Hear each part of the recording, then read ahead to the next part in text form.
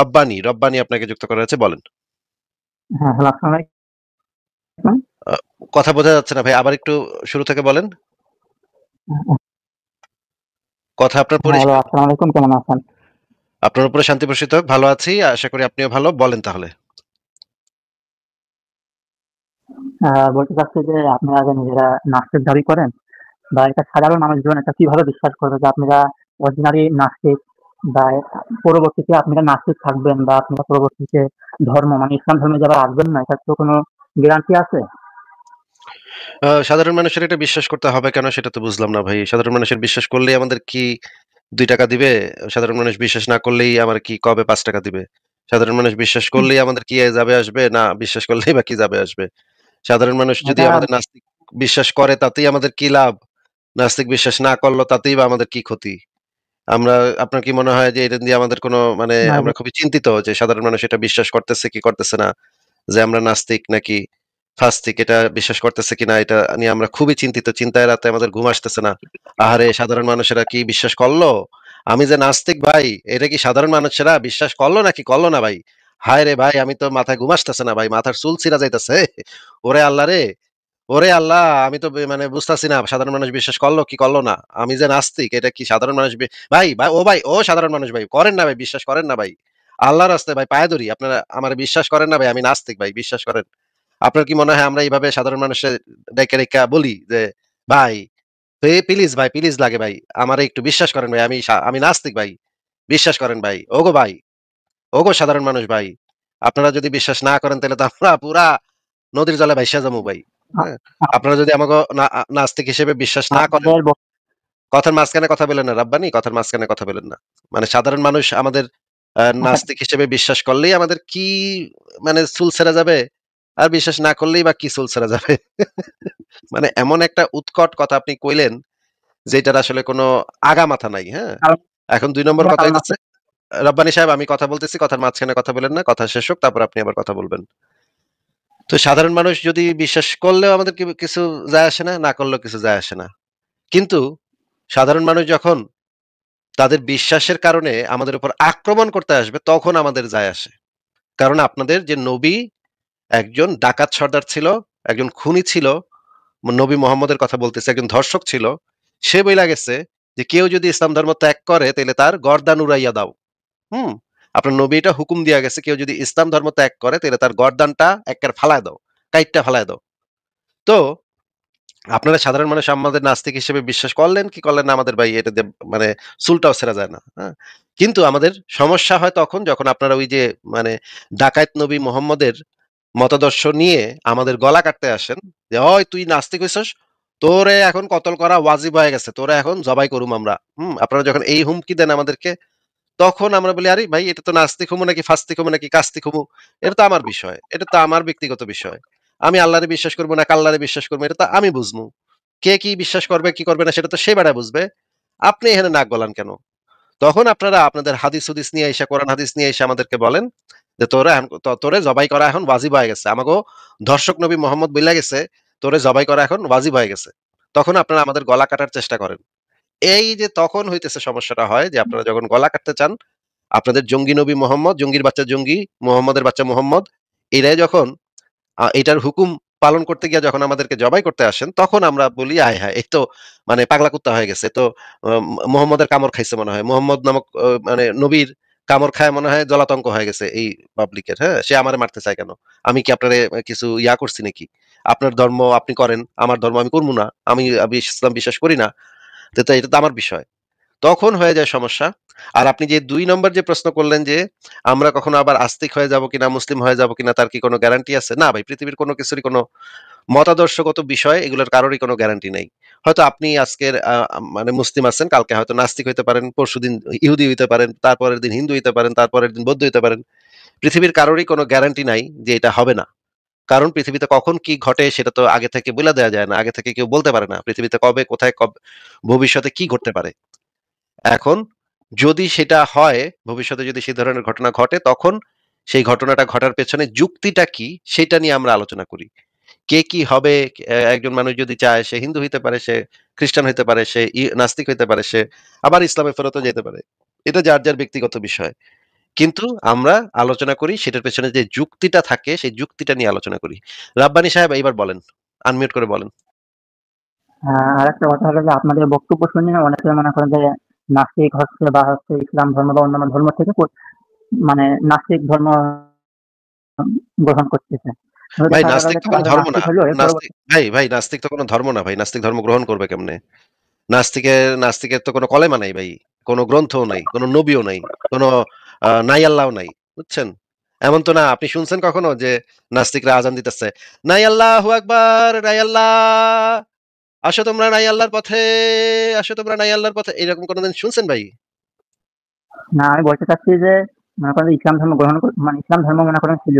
কিন্তু আপনাদের কথা শুনে মনে করেন নাস্তিক হয়ে গেল, ইসলাম বিশ্বাস বা অন্যান্য ধর্ম বিশ্বাস তাহলে করলে তখনই তো ভাই আপনি যে বললেন নাস্তিক ধর্ম, নাস্তিক তো কোনো ধর্ম না তো ভাই। তাইলে আপনি ভুলভাল শব্দ বললে কেমনে হবে? ভুলভাল শব্দ দিয়ে আপনি তো তাহলে বুঝতে আপনি যে কিছু মানে নাস্তিকতা সম্পর্কে কিছু জানেন না এটা তো বোঝা যাচ্ছে। এটা এটা তো কোনো ধর্ম না। এইটা নাস্তিক ইসলাম ধর্ম ধ ওটা নাস্তিক না কেন জানে, হ্যাঁ? কি বললেন? ধর্ম না এটা জানে, ওটা বলে ফেলছে ভুলে, বলছে ওটা আবার ভুলে বলে ফেলছে যুক্তিগতের জন্য। আচ্ছা, ঠিক করে বলবেন। আমার সাথে আমাদের আলোচনাতে যখন আসবেন তখন ঠিক সেন্টেন্সটা ব্যবহার করবেন। তাতে আমাদের আলোচনাটা সুবিধাজনক হয়। আ কথা হচ্ছে যে অনেকে যদি তাদের ধর্মকে প্রশ্ন করতে শেখে আমাদের লাইভ দেখে, তাহলে তো এটা তো ভালো বিষয়। অনেকে যদি তাদের ধর্ম নিয়ে একটু পড়ালেখা করে, যাচাই করে দেখে, তাহলে তো এটা ভালো বিষয়। যাচাই করে দেখা তো ভালো জিনিস। সব বিষয়ই তো যাচাই করে দেখা উচিত এবং যুক্তি দিয়ে চিন্তা করে দেখা উচিত যে জিনিসটা সঠিক নাকি ভুল। আপনি কি মনে করেন মানুষের কি উচিত না কোনো কিছু জেনে বুঝে পালন করা উচিত নাকি অন্ধভাবে বিশ্বাস করা উচিত? এই দুটোর মধ্যে কোনটা সঠিক কাজ বলে আপনার মনে হয়? জেনে বুঝে উচিত, এবং আমরা মুসলিম যারা আছি তারা তো আমরা হাদিস কোরআন এগুলো পড়েই তো আমরা মুসলিম। না ভাই। আপনারা হাদিস কোরআন বুঝে মুসলিম কেউ হয় না ভাই। আপনার জন্ম একটা মুসলিম পরিবারে হইছে, এইজন্য আপনি মুসলিম হইছেন। আপনার বাপ-মায়ে কয়ে দিছে, আপনি "রব্বানি তুই তো মুসলমানের পোলা, তুই এখন চল নামাজ পড়তে যাই।" আপনি তো হাদিস কোরআন পইড়া মুসলমান হন নাই। আপনি হাদিস কোরআন পইড়া মুসলমান হইছেন? আমরা ছোট করে ধর্ম, তার পরবর্তীতে আমরা হাদিস কোরআন এগুলো তো আমরা পড়ছি মোসাম্মত। আরে পরবর্তীতে কি করছেন সেটা তো পরের বিষয়। আপনি যখন মুসলমান হইছেন তখন কি হাদিস কোরআন পইড়া তারপরে বুইঝা মুসলমান হইছিলেন? হ্যাঁ, অবশ্য আমরা ছোটবেলা থেকে মুসলমান। তাইলে আপনি যে বললেন হাদিস কোরআন পইড়া আমরা মুসলমান হইছি এটা এই কথা তো ভুল কথা বললেন আপনি। কেউ তো কোন ধর্ম বুইঝা সেই ধর্মে যায় না ভাই। একটা হিন্দুর পোলা মানে ছোটকাল থেকে ওরে শিখায় দেয়, তুই হিন্দুর পোলা, তুই বেদ পড়বি, তুই রামায়ণ পড়বি, মহাভারত পড়বি। তারপরে সে ছোটকাল থেকে রামায়ণ, মহাভারত পড়ে। আপনি মুসলমানের পোলা, আপনারে বলছে ছোটকালে, তুই মুসলমানের পোলা, তুই মুসলমান, চল নামাজ পড়তে যাই। তারপর আপনারা কয়েকদিন একটু বড় হইলে তারপর গিয়া একটু কোরআন হাদিস একটু দেখেন, তাও বুঝেন না। কি এখানে লেখা এটা ভালো করে পড়েন না। ভালো করে পইড়া বুঝেন না। এটা সব ধর্মের মানুষই এক। যে ওইখান বা তাদের ধর্মগ্রন্থে কি লেখা আছে বেশিরভাগ মানুষ পইড়া দেখে না। সত্য কথা নাকি রব্বানী ভাই? যে তেলে তেলে তো যদি না পইড়া না বুইঝা যদি আপনারা অন্ধভাবে বিশ্বাস করেন সেটা তো হচ্ছে অশিক্ষিত মূর্খ মানুষের কাজ। জেনে বুঝে পালন করা উচিত না? আপনার ধর্মে কি আছে, কোনটা আছে, এটা ভালো নাকি মন্দ এটা যাচাই করে দেখি। অন্য ধর্মগ্রন্থ একটু আধটু পইড়া দেখি। সেগুলোর ভিতরে কি আছে সেগুলো একটু দেখি। তারপরে আমি দেখি যে কোন ধর্মটা সঠিক। তখন আমি যাচাই করি, নিরপেক্ষভাবে যাচাই করি। এটা করা উচিত না? হ্যাঁ, এটা হ্যাঁ, অবশ্যই উচিত। তাহলে নিরপেক্ষভাবে যাচাই করতে গিয়ে কেউ যদি নাস্তিক হয় তাহলে তো হোক অসুবিধা কি? এটা তো ভালো তো। এটা তো সে যাচাই করতে গেছে। যাচাই করাটা তো ভালো। আপনি যখন দোকানে সদাইপাতি কিনতে যান, মাছ কিনতে যান, টিপা-টুপা দেখেন না? যাচাই করে দেখেন না মাছটা মানে পচা নাকি তাজা দেখেন না? অবশ্যই দেখি, দেখে শুনে তো কিনতে হয়। নাকি আপনার বাপ-দাদা এক দোকান থেকে কিনছে দেখে আপনিও মানে অন্ধের মতো ওই একই দোকান থেকে কিনবেন। ও আমার বাপেও তো এই দোকান থেকে কিনছে। তাইলে আর এই দোকানের থেকে আমি অন্য দোকান থেকে নিমু কেন? এই দোকানেই তো আমার বাপ-দাদা ১৪ গোষ্ঠী কিনছে। ভাই এভাবে তো মানুষ বাপ-দাদা ১৪ গোষ্ঠী এক দোকান থেকে কিনলেই তো ওই দোকানের মালটা ভালো মাল এটা তো মানে সত্য হয়ে যায় না, তাই না? আমাদের তো যাচাই করে দেখতে হবে। এই দোকানের মালও দেখতে হবে, ওই দোকানের মালও দেখতে হবে। হিসেব কয়েকটা দোকান ঘাইটা-ঘুইটা দেখতে হবে কোন দোকানের মালটা ভালো, কোন দোকানের ধর্মটা ভালো। তারপরে আমরা যাচাই বাছাই কইরা তারপরে আমরা যদি নেই, তখন সেটা হবে একটা ভালো ডিসিশন যে আমরা যাচাই করে নিচ্ছি। কিন্তু ভাই আপনি যদি অন্ধের মতো আপনার বাপ-দাদা মানে ওই ধর্ম পালন করছে, আমিও ওই ধর্ম পালন করতেছি। এটা তো ভাই অন্ধবিশ্বাসীর লক্ষণ। এটা তো অশিক্ষিত মূর্খ গোয়ার লোকজন এগুলো করে।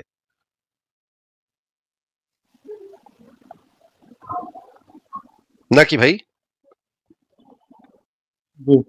তো মুহাম্মদ যখন ধর্মপ্রচার শুরু করছিল, তখন তো মক্কায় তো মুহাম্মদের বাপ-দাদার ধর্ম তো ছিল পৌত্তলিকতা, তাই না? জি, আপনাদের এটা শুনেছি, আপনাদের মাধ্যমে শুনেছি এবং বিভিন্ন হুজুররাও বলে থাকেন। হ্যাঁ, মুহাম্মদের বাপ-দাদা যদি পৌত্তলিক হয়ে থাকে তাহলে তো মুহাম্মদ যদি বাপ-দাদার ধর্মই পালন করত, তাহলে তো আর ইসলাম নিয়ে আসতো না। পৃথিবীর সব ধর্মই তো আসছে হচ্ছে গিয়ে আগের ধর্মটা আ কে সমালোচনা করে বা আগের ধর্মটাকে বাতিল করে তারপরেই তো প্রত্যেকটা ধর্মের আবির্ভাব ঘটছে, তাই না? ইহুদি ধর্ম, খ্রিস্টান ধর্ম সব ধর্ম তো আগের ধর্মটাকে বাতিল করেই তো পয়দা হয়। আগের ধর্মটাকে সঠিক বইলা তো কেউ পয়দা হয় না কোন ধর্ম, তাই না? জি। তাইলে মুহাম্মদও তো আগের ধর্ম তো মানে সেও তো ধর্মদ্রোহী ছিল। সে তো আগের ধর্মের বিরুদ্ধে বিদ্রোহ করছিল। সে সেই সময় পৌত্তলিক সমাজে যে ধর্ম প্রচলিত ছিল সেটার বিরুদ্ধে সে কথা বলত। সেই দেবদেবীর বিরুদ্ধে সে নিন্দা করত। সেই দেবদেবীকে সে গালিগালাজ করত। এগুলা পড়ছেন ভাই? সিরাত গ্রন্থ পড়ছেন একটাও? না, আমি ওইভাবে পড়ি না। এমনি যে গুগল থেকে খুঁজে, খুঁজে পড়ছি কিছু, কিছু। আচ্ছা, আপনি যদি চান তাহলে আমি আপনাকে সেগুলা সিরাত থেকে বের করে দেখাতে পারি। কিন্তু আমি আপনাকে এখন বলতেছি, আপনার যদি রেফারেন্স দরকার হয় তাহলে বইলেন, আমি আপনাকে বের করে দেখাবো।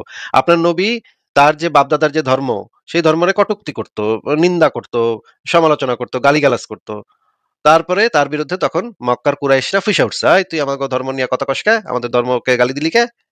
তখন গিয়া মুহাম্মদের সাথে গ্যাঞ্জাম শুরু হইছে কুরাইশদের। তাইলে ভাই আপনাদের নবীও তো তাদের ধর্ম ত্যাগ করছিল। নিজের ধর্ম, নিজের বাপ-দাদার ধর্ম ত্যাগ করছিল। তাইলে আপনারা আমাদেরকে মানে দোষারোপ করেন কেন? না, যে যদি ইসলাম ধর্ম ভুল থাকতো তাহলে যে মিজানুর রহমান আজারী, আমির হামজা, আব্বাসী হুজুর এরা তো অনেক জ্ঞান অর্জন করতেন। তারা ভাই সেই সময় তো মক্কাতেও অনেক পৌত্তলিক জ্ঞানী মানুষ ছিল। তারাও তো অনেক জ্ঞান অর্জন করছিল পৌত্তলিকতা নিয়া। তাইলে মুহাম্মদ কেন তাগো ধর্ম ত্যাগ করল ভাই? এটা এটা হয়তো আল্লাহ তাআলা তার উপর হেদায়েত করেছেন, তারপর নাযিল করেছেন। এটা তাইলে এই কারণে। তাইলে মনে করেন আল্লাহ আমাদের উপরেও হেদায়েত করেছে, আমাদেরকে নাস্তিক বানাইছে। আমাদেরকে নাস্তিক বানাইছে কেডা বলেন তো? ইসলাম অনুসারে? আপনারা নিজে, নিজে হয়েছেন। আপনাদের না বিশ্বাস ভাই করেন না না, আপনারা। না ভাই না, না, না ভুল কথা ভাই, ভুল কথা। আমাদেরকে ইসলাম অনুসারে কোন মানুষ আস্তিকও হইতে পারে না, নাস্তিকও হইতে পারে না আল্লাহর হুকুম ছাড়া। আল্লাহ হুকুম না দিলে কেউ নাস্তিকও হইতে পারে না, আস্তিকও হইতে পারে না। কিছুই হইতে পারে না। আল্লাহ যদি হুকুম দেয় তখন মানুষ নাস্তিক আল্লাহ হয়, তাআলা আস্তিক হয়। হ্যাঁ বলেন? আল্লাহ তাআলা কাউকে বলে নাই নাস্তিক হয় কি। আপনি যদি নিজেরা যদি নাস্তিক হন তাহলে তো আল্লাহ হুকুম না দিলে, আল্লাহ যদি সেটাকে হুকুম না দেয়, তাহলে পৃথিবীর কারোর একটা কিছু নড়ারও সম্ভব না। একটা মানে বাতাস বয়ে যাওয়াও সম্ভব না। ইসলাম অনুসারে আল্লাহর হুকুম ছাড়া কোনো কিচ্ছু অণু পরমাণু পর্যন্ত কাজ করতে পারে না। আল্লাহ ইচ্ছা করলে তখন একজন মানুষ এবং একই সাথে আল্লাহ পাক মানে আমাদের অন্তরে মোহর মেরে দিয়েছেন। কোরআনে বলা আছে যে আল্লাহ পাক কিছু মানুষের অন্তরে মোহর মেরে দেন যেন তারা সত্যকে দেখলেও চিনতে না পারে। এটা এই আয়াত পড়ছেন কোরআনের যে আল্লাহ মোহর মেরে দেন অন্তরে কলবের ভিতরে মোহর মেরে দেন পড়ছেন? না, করি নাই। আচ্ছা আপনি যদি আয়াত দেখতে চান আমি আয়াত আপনাকে বের করে দেখাবো। হাদিসেও এই জিনিসগুলো বলা আছে যে আল্লাহই কে আ আ নেক আমলকারী হবে, কে বদ আমলকারী হবে সবকিছু আল্লাহ পাক নির্ধারণ করে রাখছে এবং আল্লাহ পাকের ওই নির্ধারণ অনুসারেই সবকিছু ঘটে। আল্লাহ পাকের নির্ধারিত বিষয় ছাড়া কোন কিছুই ঘটে না কখনো। আল্লাহ তো মানুষের স্বাধীনতা দিয়েছেন না? তাদের স্বাধীন মতো তারা চলাফেরা করবে। এবং কুরআন এবং হাদিস অনুযায়ী চললে তো আল্লাহ তাআলা জান্নাতে দিবেন। আচ্ছা, আপনি তাহলে বলতেছেন যে আল্লাহ পাক মানুষকে স্বাধীনতা দিয়েছে। তাহলে এই হাদিসটা একটু আমাদেরকে পড়ে শোনান তো রব্বানী ভাই। আর একটু বড় করা যায়? আর তো বড় করা যায় না। আপনি ২ আঙ্গুল দিয়ে একটু স্ক্রিনটা বড় করে নেন। আচ্ছা। আমরা যেসব কাজ করি তা কি নতুনভাবে না, না ঘটলো না শুরু থেকে পড়েন। ওমর প্রশ্ন করেন এখান থেকে পড়েন। ওমর রাদিয়াল্লাহু আনহু প্রশ্ন করেন যে আল্লাহ রাসূল সাল্লাল্লাহু আলাইহি ওয়াসাল্লাম আমাদের আমলের ক্ষেত্রে আপনার অভিমত কি?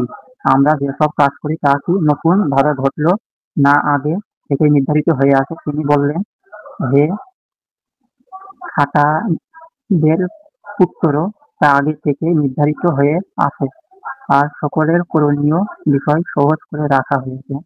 যারা সৌভাগ্যবানদের অন্তর্ভুক্ত তারা অবশ্যই সওয়াবে কাজ সম্পাদন করে, আর তারা দুর্ভাগ্য দুর্ভাগ্যবানদের অন্তর্ভুক্ত তারা দুর্ভাগ্যজনক কাজই সম্পাদন করে থাকে। আচ্ছা এটা একটা সহিহ হাদিস। এই হাদিসটার মানে কি বুঝলেন ভাই? বলেন তো একটু বুঝায় দেন তো। এটা হাদিসটা বুঝলাম যে যারা মানে যারা ইসলাম ধর্ম গ্রহণ করেছে তারাই হচ্ছে সৌভাগ্যবান। না, না, না। যারা ইসলাম ধর্ম গ্রহণ করেছে তারাই হবে সৌভাগ্যবান এই ধরনের কোনো কথা এখানে বলা নাই। এখানে বলা আছে যাদেরকে আল্লাহ সৌভাগ্যবান করেছেন তারা ভালো কাজ করবে। মানে এটা আগে থেকে আল্লাহ নির্ধারণ করে যে কারে সে সৌভাগ্যবানদের অন্তর্ভুক্ত করবে আর কারেদের দুর্ভাগ্যবানদের অন্তর্ভুক্ত করবে। এরপরে গিয়া যাদেরকে সৌভাগ্যবানদের অন্তর্ভুক্ত করছে তারা সৌভাগ্যজনক কাজ করবে, সওয়াবের কাজ করবে। আর যাদেরকে আল্লাহ পাক আগে থেকে নির্ধারণ করে রাখছে দুর্ভাগ্যবানদের অন্তর্ভুক্ত করে, তারা দুর্ভাগ্যজনক কাজ করে। এইটা এখানে বলা আছে। এখানে এটা বলা নাই যে যারা মুসলমান হবে তারা সৌভাগ্যবানদের অন্তর্ভুক্ত হবে। এইটা এখানে বলা নাই ভাই।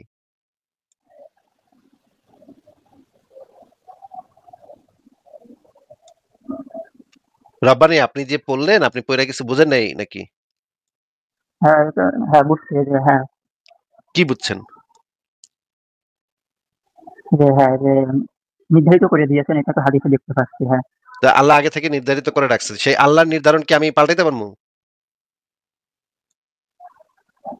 আল্লাহ তো মানে আমরা কি করবো সেটা নির্ধারণ করে রাখতে পারছেন নাকি? হাদিস অনুযায়ী তো সেটা উল্লেখ আছে নাকি? তাহলে আল্লাহ এই যে এখানে নির্ধারিত করে রাখছে, আগে থেকে যে নির্ধারিত করে রাখছে সেটা তো এখানে লেখা আছে। মুহাম্মদ বলছে, হে খাত্তাবের পুত্র, তা আগে থেকে নির্ধারিত হয়ে আছে। এই কথাটা লেখা না এখানে? হ্যাঁ, তাই মুহাম্মদ তো বলছে যে এই সমস্ত কাজকর্ম সব আগে থেকে নির্ধারিত নাকি? হ্যাঁ নির্ধারিত হয়ে আছে যেগুলো ভালো কাজ যারা করবে তারা আসলে আরে এটা তো মানে নির্ধারিত হয়ে যেটা আছে সেই রকম কাজই তো মানুষ করবে। যেটা নির্ধারিত আল্লাহ করে রাখছে, মানুষ তো সেই কাজটাই করবে। নাকি? আল্লাহ হ্যাঁ, জি, জি, সেটাই। আচ্ছা, হ্যাঁ, জি বলেন। ঠিক হ্যাঁ, আছে রাব্বানি ভাই, আপনি এই হাদিসটা মানে ৩ দিন একটানা পড়বেন, হ্যাঁ? পইড়া তারপর বোঝার চেষ্টা করবেন এই হাদিসের ভিতরে কি আছে। স্ক্রিনশট নিয়ে রাখেন। ৩ দিন পড়বেন, হ্যাঁ? ৩ দিন পইড়া বুঝবেন যে এই হাদিসের ভিতরে কি আছে, এটার মানে কি, এটার অর্থ কি। আরেকটা হাদিস দেখাচ্ছি, এইটারও একটা স্ক্রিনশট নিয়ে নেন। এটা ৫ দিন ধরে পড়বেন। ৫ দিন একটানা খালি পড়তেই থাকবেন, পড়তেই থাকবেন। কারণ আপনাকে তো বোঝানো একটু কষ্টকর মনে হচ্ছে যে এটা সহজ জিনিস আপনি বুঝতে অনেক সময় নেন। তো আপনি ৫ দিন এই হাদিসটা পড়বেন আর আগের হাদিসটা ৩ দিন পড়বেন। এই ৮ দিন আপনি এই ২ টা হাদিস পড়ালেখা করবেন এবং বোঝার চেষ্টা করবেন এই হাদিসের ভিতরে কি আছে। এরপরে আপনি আরেকদিন আমাদের সাথে যুক্ত হয়েন, তখন আপনার সাথে আমরা কথা বলব। রাব্বানী সাহেব আপনি কি আর কিছু বলবেন? না কারণ বলতে চাচ্ছি যে আপনি তো ১ম এ বললেন না যে সাধারণ মানুষ আমাদের বিশ্বাস করলো কি না বিশ্বাস করলো, এটা দিয়ে তো আমাদের কোনো নাই। আল্লাহ তারা যে কুরআন এবং হাদিস হযরত মুহাম্মদ সাল্লাল্লাহু আলাইহি ওয়াসাল্লাম পাঠিয়েছেন, এটাও মনে করেন যে আপনারা বিশ্বাস করলেন বা না করলেন সেটা তো আল্লাহর কোনো নাই। ভাই আল্লাহরই এটা আল্লাহ আল্লাহ থাকলে তাআলা নাযিল আপনারা করেছেন। চাপাতি নিয়ে দৌড়াদৌড়ি করেন কেন? আপনার লম্পট নবী আমাদেরকে হত্যা করতে বলছে কেন? যদি আপনাদের কিছু মানে নাই হয়, আমরা ধর্ম পালন তারা করলাম এটা কি করলাম না, বিশ্বাস করলাম কি করলাম না, তাহলে আপনার ওই জঙ্গির বাচ্চা জঙ্গি নবী কেন এটা বইলা গেছে যে কেউ যদি ইসলাম ধর্ম ত্যাগ করে তার গর্দান উড়াইয়া দিও? এটা কেন বইলা গেছে তাহলে জঙ্গির বাচ্চা জঙ্গি?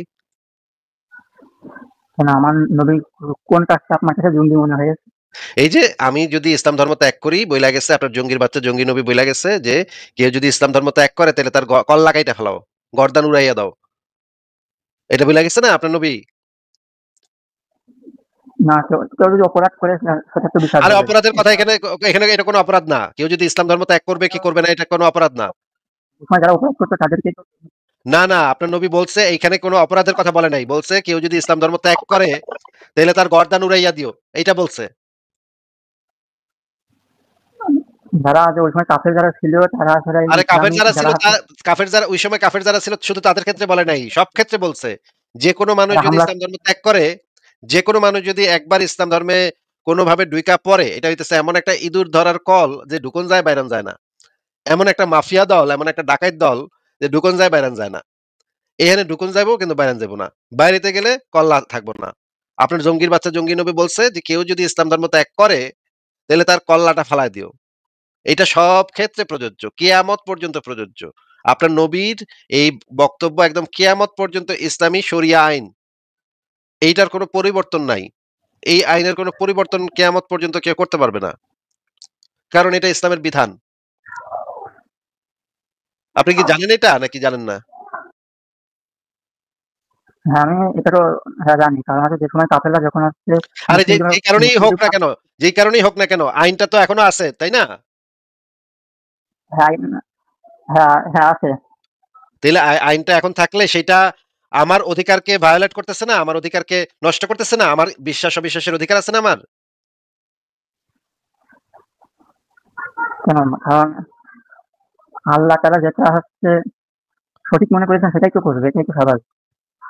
আল্লাহ তাআলা যেটা সঠিক মনে করেছে সেটি করেছে মানে মানে আল্লাহরে আমি মানি নাকি? আল্লাহ আপনার বাল্লা পাকরে আমি মানি নাকি?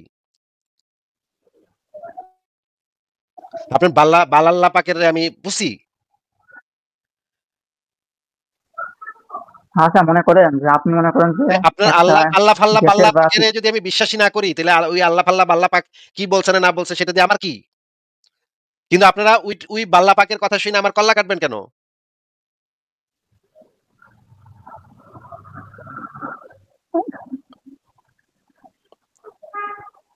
ভাই আপনাদের কি মাথায় কিছু নাই নাকি? যে এত মানে মানে এই জিনিসটা আপনারা বোঝেন না যে একজন মানুষের ধর্ম বিশ্বাস করা, অবিশ্বাস করা এটা তার ব্যক্তিগত বিষয়। এখানে ভিন্ন অন্য কেউ কিছু বলতে পারে না। এটা আপনি বুঝেন না? অবশ্যই বুঝি। তাইলে যদি এটা হয়ে থাকে তাহলে আপনার এই বাল্লা পাক কি বলছে না বলছে সেটা দিয়ে আমি কি করব? আমি তো ওই আল্লাহরে বিশ্বাসই করি না। আপনারা যারা বিশ্বাস করবেন না তাদের তো আল্লাহ নির্ধারণ করে রাখেছে আপনাদের জন্য শাস্তি হবে। হ্যাঁ, তাহলে শাস্তি হবে সেটা পরকালে গিয়ে পরে দেখান যাবে। আমি সেখানে গিয়ে ওর সাথে পিটাপিটি করমু। আমারে দুনিয়াতে কেন আমার কল্লা ফেলবেন আপনারা? কারণ হচ্ছে যারা হচ্ছে নাস্তিক বা হচ্ছে বেধর্মী তারা তো আসলে মুসলিমদের বিভিন্নভাবে আসলে করে।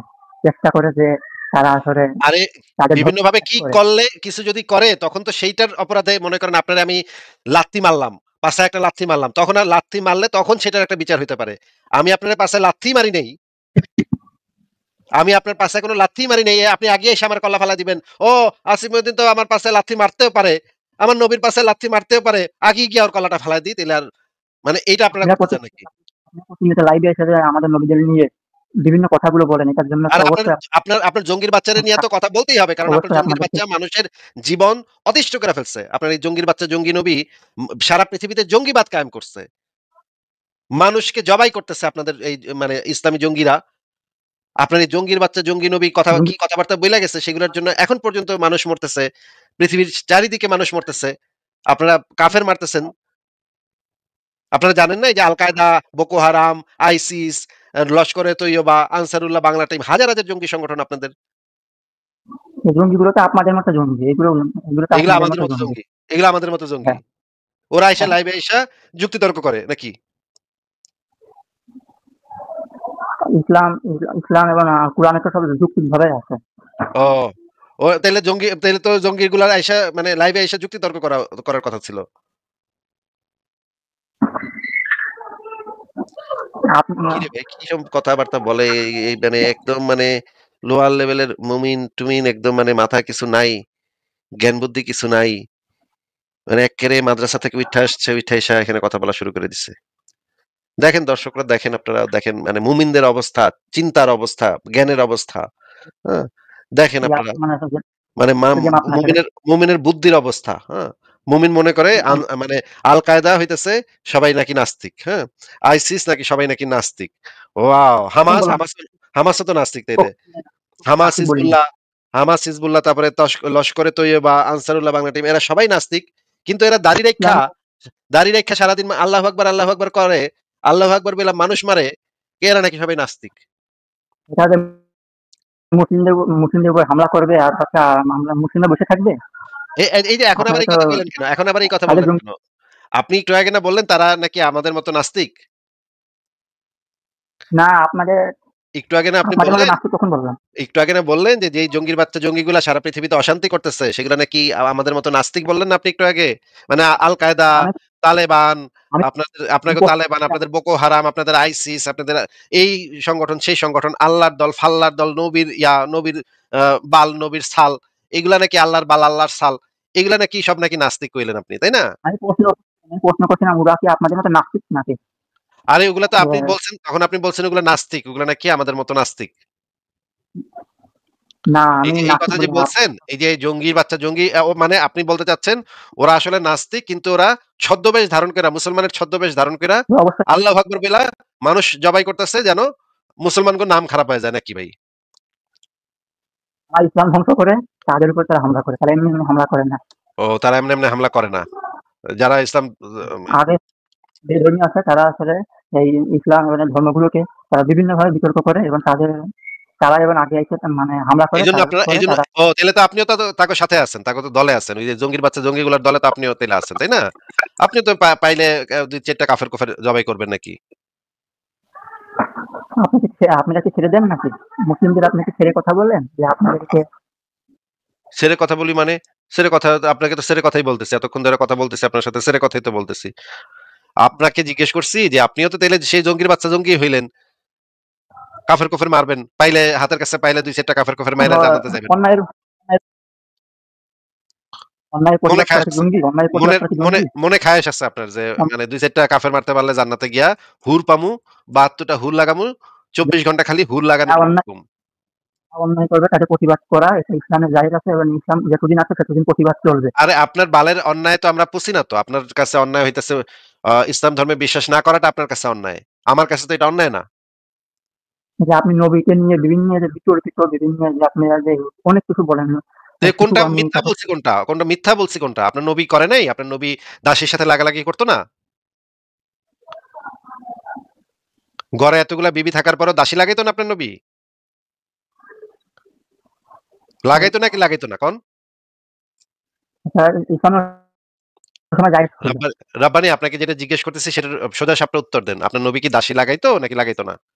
দাসী, বান্দি, কামের সেরি এগুলা লাগাইতো আপনার নবী? বিবাহ করা যেমন জায়েজ ছিল সেই সময় ওটাও জায়েজ ছিল। আরে সেই সময় না এটা সবসময় জায়েজ। ইসলামে দাসীর সাথে লাগালাগি সবসময় জায়েজ। আপনার নবী একটা বর্তমানে আপনি দাসীর সাথে আপনার নবী একটা দেখতে দাসী মারিয়া কিপ্তিয়ারে লাগাইয়া তার পেটের থেকে ইব্রাহিম নামক একটা বাচ্চা পয়দা করছে। জানেন এগুলা কিছু? বর্তমান হ্যাঁ, সেটা তো ওই সময়। এখন তো দাসী বলতে কিছু আছে। আরে দাসী আপনারা পারলে তো দাসী বানাইবেন। এখন তো হচ্ছে জাতিসংঘ আছে পৃথিবীতে জাতিসংঘের কারণে আপনারা দাসী বানাইতে পারেন না। আপনারা তো ক্ষমতা পাইলে আবার দাসী বানাইবেন মানুষেরে। আপনাদের তো এখন যে ক্ষমতা নাই। দুনিয়াতে তো আপনারা এখন ক্ষমতাহীন। আপনার মানে বাড়ির উপরে আছেন আপনারা। ইসরাইল আপনাদের পাছাড়া হাড্ডি-গুড্ডি ভেঙে দিব। এই সমস্ত দাসী-দুসী লাগাইতে গেলে ইসরাইল আইসা আপনাকে পাছাড়া বাড়ি খসায় দিব। এইজন্য আপনারা ডরে দাসী-দুসী করতে পারেন না। ইসরায়েলকে ইসরায়েলকে হাজার হাজার মানুষের হত্যা করতেছে এটা খুব ভালো কাজ। হ্যাঁ, মানে এটা মুসলিমরা করলে মুসলিমরা সেটা কোনটা সেটা খারাপ আমি কাজ কোথায় করছে বললাম এটা ভালো আপনি কাজ। সেটা আমি কোথায় বললাম ভালো কাজ। কিন্তু আপনারা যখন দাসী-দুসী করতে চাইবেন, তখন তো জাতিসংঘ, আমেরিকা, ইসরায়েল এগুলা আইসা আপনাকে পাছার হাড্ডি ভেঙে দিব আপনাকে। এইজন্য তো আপনারা করতে পারেন না। কিন্তু আপনাদের তো ধর্মে তো আছে এগুলা দাসী লাগালাগি। আছে না? এটা ওই সময় ছিল। আর ওই সময় ছিল কোথায়? এখনো তো আছে। কোরআন হাদিসে এটার অনুমতি দেয়া আছে তো। কোরআন কি চেঞ্জ হয়ে গেছে? হ্যাঁ, না কোরআন চেঞ্জ হয় না। কোরআন কখনো হাদিস চেঞ্জ চেঞ্জ হয় না। হইছে? হাদিস কি চেঞ্জ হইছে? না, তাহলে হাদিস আপনি চেঞ্জ হয় কইতেছেন যে নাই। ওই সময় ছিল, ওই সময় ছিল। আরে সবসময় তো আছে এটা। ইসলামে তো এটা জায়েজ বিধান। দাসী-দুসী লাগানো তো আপনাদের জন্য জায়েজ করছে আল্লাহ পাক। ৪ বিবি রাখবেন আর দাসী মাঝে, মাঝে একটু টেস্ট চেঞ্জ করার জন্য আবার একটু দাসী-দুসী করবেন। করেন নাকি আপনি? এটা বাসায় আসলে কামের বেটির দিকে নাকি করেন নাকি আবার? না, এটা এটা হচ্ছে আমাদের এই অভ্যাস নাই। ভাই আপনার নবীর ছিল আর আপনার নাই এটা কেমন কথা? আপনার নবীর তো ছিল এই অভ্যাস। বাসায় ওই এতটি দেশের বিবি ওই রাইখা দেশের বাসায় এতটি বিবি সেখানে রাইখা মারিয়া কিপ্তের সঙ্গে করতে গিয়া হাফসার বিছনায় গিয়া করতে গিয়া ধরা খাইছে। জানেন না হাফসার বিছনায় গিয়া মারিয়া কিপ্তিয়ার সাথে করতে গিয়া ধরা খাইলো আপনার নবী। ঢাকায় যে একটা হাদিস দেখান, এই হাদিসটা আপনি দেখান। যদি দেখাইতে পারি তাইলে আপনি হ্যাঁ, দেখান প্রমাণ আপনি তো যদি প্রমাণ দেখাইতে পারি দেখান। তাইলে কি? যদি দেখাইতে পারি তাইলে কি করবেন আপনি? দেখাতে পারে কি করবো দেখবো, দেখে তারপরে তারপরে কি বলেন? তারপরে আমি দেখবো তো সত্য কি মিথ্যা আমি দেখবো না। আচ্ছা এই হাদিসটা পড়েন তাইলে। আপনি যে কথা সত্য বলছেন। পড়েন। রাসূলুল্লাহ সাল্লাল্লাহু আলাইহি ওয়াসাল্লামের কাছে একটি বাদী ছিল, যার সাথে রাসূলুল্লাহ সাল্লাল্লাহু আলাইহি ওয়াসাল্লাম সহবাস করতেন। এতে আয়েশা রাদিয়াল্লাহু আনহু এবং হাফসা রাদিয়াল্লাহু আনহু রাসূলুল্লাহ সাল্লাল্লাহু ওয়াসাল্লামের সাথে লেগে থাকলেন। পরিশেষে রাসূলুল্লাহ সাল্লাল্লাহু আলাইহি ওয়াসাল্লাম সেই বধূকে নিজের জন্য হারাম করে নিলেন। এই পরিপ্রেক্ষিতে আল্লাহ পাক নাযিল করেন, আল্লাহ আপনার জন্য যা হালাল করেছেন তা আপনি নিজের জন্য কেন হারাম করে নিয়েছেন। হুম, এই হাদিসটা এবার এটা আমাদেরকে একটু বুঝায় দেন কি লেখা আছে এখানে? এখানে ধরা খাইতে কোথায় আছে? আরে আপনি আগে হাদিসটা বুঝায় দেন কি লেখা আছে এখানে? এখানে আসলে দাসী ছিল, দাসীর কথা আছে। দাসী তো কি? ওই সময়টা ছিল, জায়েজ ছিল। আরে আবারও কেন খালি বারবার ওই সময় দাসী করতেছেন? দাসী তো সর্বসময় জায়েজ আছে। আবার ওই সময় কে কইছে আপনার ওই সময় ছিল জায়েজ ছিল? তাহলে আপনি আমাকে দলিল দেখান যে এখন আর জায়েজ নাই সেটার দলিল দেখান। হ্যাঁ, মানে ওই সময় জায়েজ ছিল, এরকমের বলদের মতো কথা আপনারা কে শিখাইছে? কোন বইতে পাইছেন ওই সময় জায়েজ ছিল? আর এটা তো সবসময় জায়েজ আছে। তাহলে যে বিবাহ করা যে জায়েজ, কি? তাহলে যে বিবাহ করে, হ্যাঁ? দাসীর সাথে করাটা তো সবসময় সর্বকালে কালে জায়েজ। আচ্ছা ঠিক আছে, আপনি তাহলে বুঝছি হলো আপনি স্ত্রী, আরেক হচ্ছে দাসী। দাসী কারা? বর্তমান সমাজে দাসী মালিক কেউ না, আমাদের কারো কাছে দাসী নেই। আমরা নিজেরাই নিজেদের তকদিরের মধ্যে আঘাত করেছি। এটা আমাদের মালিক হওয়ার একটা সাবাব ছিল, কিন্তু যেই ওয়ে থেকে দাসীর মালিক হওয়া যেত, আমরা সেই ওয়েটা রাস্তাটাকে বন্ধ করে দিয়েছি। সেটা ছিল একমাত্র আল্লাহ সুবহানাহু ওয়া তাআলার পথে সংগ্রাম, জিহাদ করা। জিহাদের মাধ্যমে আমরা যদি পরাস্ত করতে পারতাম কাফেরদেরকে, তাহলে ওদের মহিলাদেরকে দাসী করে গ্রহণ করা যেত। আর এত অনেক কল্যাণ আছে। এটা শুধু ভোগের কারণে গ্রহণ করতাম তা কিন্তু নয়। যেই সমস্ত মহিলারা এখন ফ্রিডম ভাবে চলাফেরা করতেছে, এরা যদি মুসলিমদের আন্ডারে চলে আসে, আল্লাহ সুবহানাহু ওয়া তাআলা এদেরকে দাসী বানিয়ে এদেরকে হত্যা করে দিতে আল্লাহ চাইলে বলতে পারতো যে এদেরকে হত্যা করো পুরুষদের মতো, কিন্তু কেন করেনি? আল্লাহ সুবহানাহু ওয়া তাআলা এদের উপরে দয়া করেছে, এরা দাসী হয়ে থাক, হতে পারে এই দাসী অবস্থায় ইসলাম গ্রহণ করে নেবে তোমাদের চরিত্র দেখে, না তো পেয়ে গেল, মুক্তি পেয়ে গেল। এটা বড় একটা রিজন ছিল। তো যাই হোক, নাস্তিকরা সবসময় ভিন্ন অ্যাঙ্গেল দিকে নেবে, কিন্তু আল্লাহ সুবহানাহু ওয়া তাআলার হিকমা বড় ব্যাপক।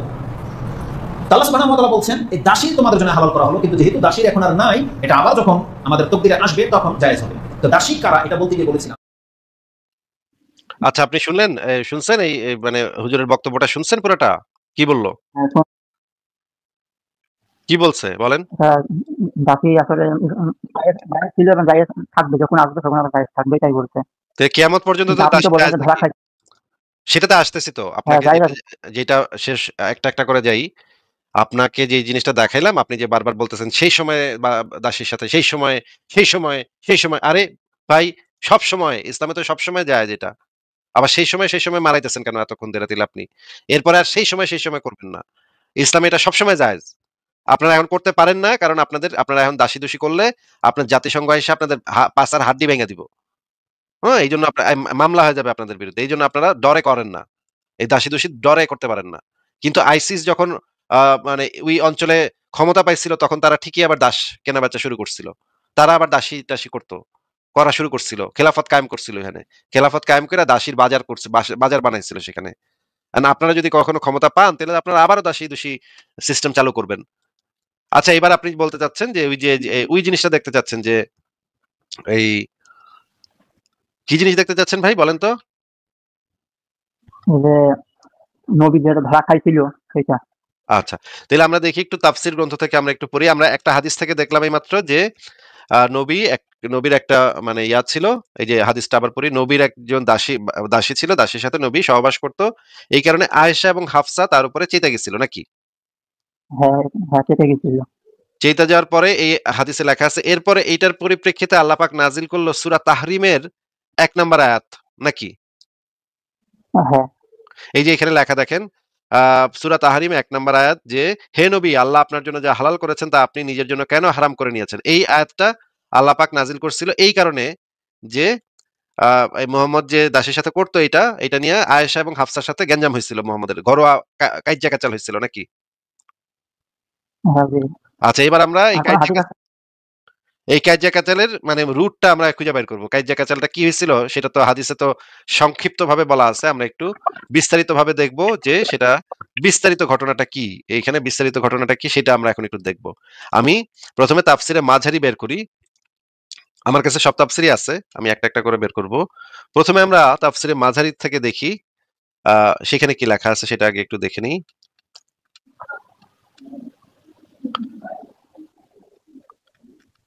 এই জায়গাটা দেখা যাচ্ছে? না, এটা না, দেখা যাচ্ছে না, একেবারেই ছোট। ছোট না? আচ্ছা ঠিক আছে দাঁড়ান আরো বড় করার চেষ্টা করি এটা দেখি।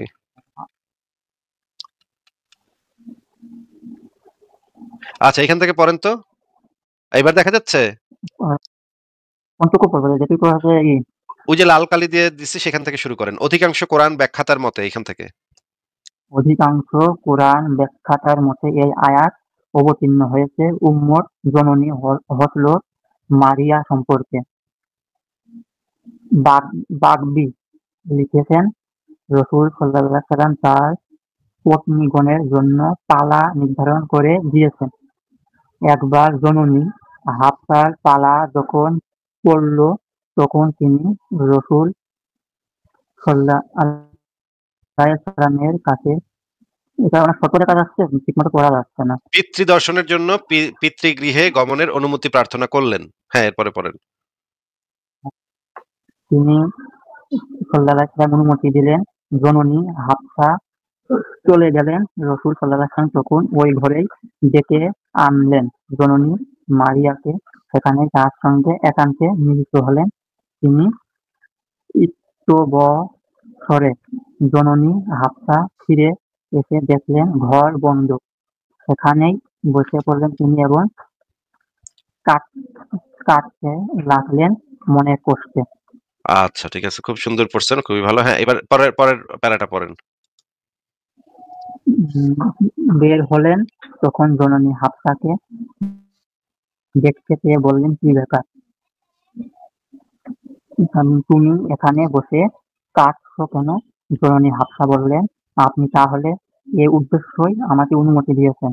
আপনি আমার সর্দায় ক্রীতদাসীকে স্থান দিলেন। আমার পালার দিনে নৈকট্য দান করলেন তাকে। আপনার কাছে দেখছি আমার কোনো মূল্য নেই। রাসূল সাল্লাল্লাহু আলাইহি ওয়াসাল্লাম বললেন তাকে, কি আল্লাহ আমার জন্য হালাল করেননি? ঠিক আছে, আর কেঁদো না। তোমাকে খুশি করার জন্য আমি তাকে আমার জন্য হারাম করে দিলাম। তবে একথা তুমি কিন্তু তোমার সব পত্নীদের কাউকে বলো না। কিন্তু রাসূল সাল্লাল্লাহু আলাইহি ওয়াসাল্লাম স্থান ত্যাগ করার আচ্ছা, পরে হইছে, অনেক ভালো পড়ছেন, জননী এটা আমরা পড়লাম। হাফসা এই জননী কি আয়েশা বুঝলেন রাব্বানী সাহেব, আপনি কি বুঝলেন এটা পড়ে যদি একটু আমাদেরকে বুঝাই দিতেন? ঘটনাটা কি ঘটছিল কিন্তু একটু, ঘটনাটা কি ঘটছিল একটু এই ডিটেইলস আমাদেরকে বলেন। হাদিসটা তো সহিহ হাদিস। এটা তাফসীর গ্রন্থে লেখা আছে। এই হাদিসটার পেছনে একটা সহিহ হাদিস আছে, যে সহিহ হাদিস থেকে এই হাদিসটার এই বর্ণনাটা পাওয়া যায়, এবং তাফসীর গ্রন্থে এই হাদিসটা আরো পুঙ্খানুপুঙ্খভাবে বলা আছে। হাদিসটার ভিতরে, সহিহ হাদিসটার ভিতরে আহ, মানে সারসংক্ষেপ বলা আছে, পুরা ঘটনাটা সারসংক্ষেপটা বলা আছে, কিন্তু এই তাফসীরের ভিতরে এই পুরা ঘটনাটা জানা যায়। যে সহিহ হাদিসটা আমি আপনাকে শুরুতেই দেখাইছি, এই হাদিসটা হচ্ছে একটা সহিহ হাদিস, তাহকিককৃত সহিহ হাদিস। আর তাফসীর যেটা দেখাইছি সেটা তাফসীর গ্রন্থ থেকে দেখাইছি, তাফসীরে মাঝারি থেকে। এটা কি ওই হাদিসের ব্যাখ্যা নাকি? হাদিসের পেছনের ঘটনাটা বর্ণনা, বিস্তারিত বর্ণনা, মানে পুঙ্খানুপুঙ্খ বর্ণনা তো জি। হাদিসের ভিতরে থাকে না। হাদিসের ভিতরে সাধারণ রুলিংস দেয়া থাকে, সাধারণ বিষয়। আহ, মানে ম্যাক্সিমাম টাইমে হাদিসের ভিতরে একটা সংক্ষিপ্ত ভার্সন দেয়া থাকে, কিন্তু ডিটেইলসে আরো একদম খুঁটিনাটি সহ জানতে হইলে তখন আমাদের আরো ডিটেইলসে যাইতে হয়। আপনাকে যে ঘটনাটা দেখাইলাম, যে তাফসীর গ্রন্থ থেকে যেটা দেখাইলাম, সেটা তার আসিফ মহিউদ্দিন লেখেন এই তাফসীর গ্রন্থটা, তাই না? এটা তো বিখ্যাত হ্যাঁ, তাফসীর গ্রন্থ। And আপনি আমাদেরকে একটু বলেন যে এই তাফসীর গ্রন্থের যে ব্যাখ্যাটা আপনি পড়লেন, এইটা পইরা এখানে কি ঘটনা ঘটছে সেটা একটু আমাদেরকে বুঝায় দেন। সেখানে যে ঘটনাগুলো ঘটছে সেখানে তো মানে রাসূল সাল্লাল্লাহু আলাইহি ওয়াসাল্লাম একদিন মানে দাসীর সঙ্গে তিনি হয়তো মিলিত হয়েছিলেন, এটা না, না, না, তার না, বিভিন্ন না, না, না, না, এটা এটা তো ঘটনা না। ঘটনা হইলো একদিন মোহাম্মদ হাফসার ঘরে গেছে, তাই না? হাফসার ঘরে গেছেন। তো হাফসারে পাঠাইলো বাপের বাড়িতে নাকি? হ্যাঁ, বাপের বাড়ি মানে ওমরের বাড়িতে পাঠাইলো। হাফসা তো ওমরের মেয়ে, হ্যাঁ? এখন ওমরের বাড়িতে পাঠায় দিল হাফসারে। এখন ঘর তো খালি নাকি? যে খালি ঘর খালি, তখন সে ডাইকা আনলো কারে? মারিয়া কিপ্তিয়ারে নাকি? মারি মারিয়া কিপ্তিয়ারে ঘরের ভিতরে নিয়ে আসলো, বিছনায় উঠাইলো। বিছনায় উঠাইয়া কি শুরু করলো? তাদের সাথে মিলিত হয়েছিলেন, এটা একটা হাদিস দেখতে পারলাম। লীলা খেলা শুরু করলো নাকি? লীলা খেলা খেলতে শুরু করলো নাকি? নাকি কুতকুত খেলতেছিল? কি করতেছিল? যে এটা তো আমাদের যে হুজুর মাওলানারা এগুলো তো আবার এই হাদিসগুলো বলে, কিন্তু বলে তারা তো জায়েজ বলে। আচ্ছা, জায়েজ নাকি না জায়েজ সেটা পরে আমরা আলোচনা করব। কিন্তু আপাতত মানে মোহাম্মদ আর মারিয়ারে বিয়া করে নাই। মানে এই মেয়ে ছিল দাসী, ক্রীতদাসী। এখন মোহাম্মদ সেই বিছনায়, হাফসার বিছনাতে মারিয়া কিপ্তেরে উঠাইয়া কুতকুত খেলা শুরু করলো নাকি? আচ্ছা, বুঝলাম, কুতকুত খেলতেছে। এর মধ্যে আবার হাফসা আবার ফিরে আসছে ঘরে নাকি?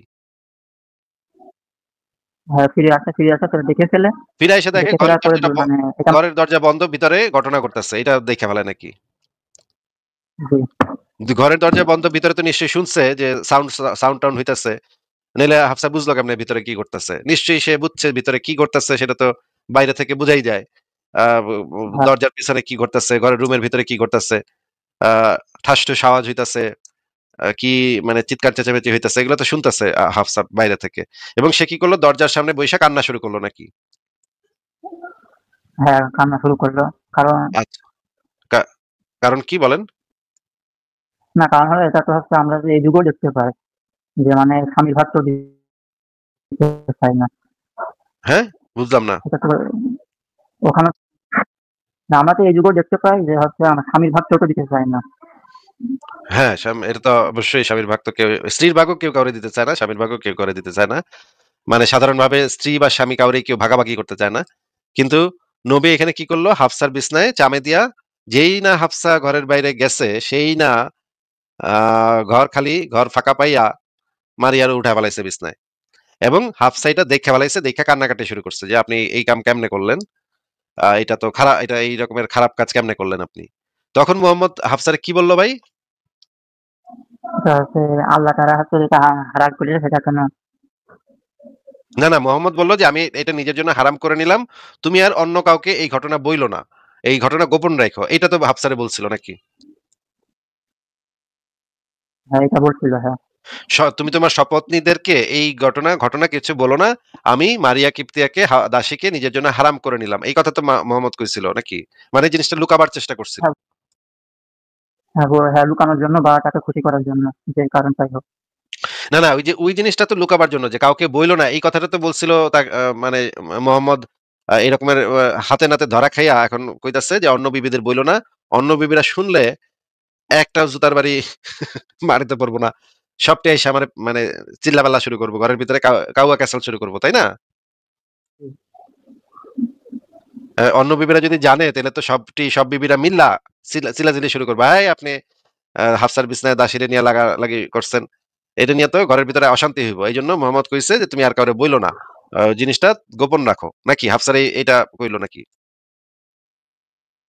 হ্যাঁ, এটাই তো বলছে হ্যাঁ। এবং বলল যে, "আমি আর করুম না। এই কাম আর করুম না। দাসীর সাথে আর করুম না আমি। মাপ চাই। আমি কসম করলাম আর করুম না।" এটা তো কইলো নবী নাকি? হ্যাঁ, ও মানে ধরা খাইয়া তারপরে নবী কইলো যে, "আমি আমারে মাফ করে দাও। আমি আর করুম না এই কাম। আর দাসী লাগামু না। আমারে মাফ করে দাও। আমি হারাম করে নিলাম এই জিনিসটা।" ভাই এটারে তো ধরা খাওয়া কয় নাকি রাব্বানী ভাই? হ্যাঁ, কিন্তু এটা মনে করেন যে ওই সময় তো এটা খারাপ কাজ ছিল। কিন্তু এটা প্রতিবাদ কেন করছেন না? ওই সময় যে মানুষ ছিল তারা আরে প্রতিবাদ করলে তো আপনার নবী তো জবাই দিয়া ফেলতো। আপনার নবী কি রাখতো কাউরে? আপনার নবী তো জবাই করে ফেলতো। মানুষ ঘরে ধরে মানুষ জবাই করছে আপনার নবী। সেগুলা যদি আপনি আলোচনা করতে চান সেগুলো আপনাকে আমি বাইর করে দেখাবো যে আপনার নবী কত মানুষ যে জবাই করছে। কত মানুষরে রাতের বেলা লোক পাঠায় খুন করাইছে। কেউ নবীর সমালোচনা করলে তারে গিয়া খুন করাইছে। এরকম অনেকগুলা মানুষরে জবাই করছে আপনার নবী। নিজেও জবাই করছে, অন্য মানুষ দিয়েও জবাই করাইছে। সেগুলা ভিন্ন প্রসঙ্গ। কিন্তু যেই ঘটনাটা আপনি পড়লেন একটা তাফসীর গ্রন্থ থেকে, আমি এখন আপনাকে আরো অনেকগুলা তাফসীর থেকে জিনিসটা দেখাইতে পারতাম কিন্তু অনেক সময় লাগবে দেখাইতে গেলে। আপনি অন্য তাফসীরগুলা নিজেই পড়ে দেখতে পারেন। সূরা তাহরিমের যে তাফসীরগুলা সেগুলো আপনি নিজেই ইবনে কাসির, জালালাইন, কুরতুবী এই তাফসীরগুলা নিজেই পড়ে দেখতে পারেন। সেখানে কি লেখা আছে। তো আমি তো যেইটা দাবি করছিলাম সেটা তো দেখাইছি নাকি রাব্বানী সাহেব? হ্যাঁ, দেখাইছেন। আমি কি আ ইসলামিক গ্রন্থ থেকে দেখাইছি নাকি নিজে বানায় দেখাইছি? এছাড়া তো ইসলামী আপনার যে গ্রন্থগুলো আছে সেগুলো থেকেই দেখাইছেন।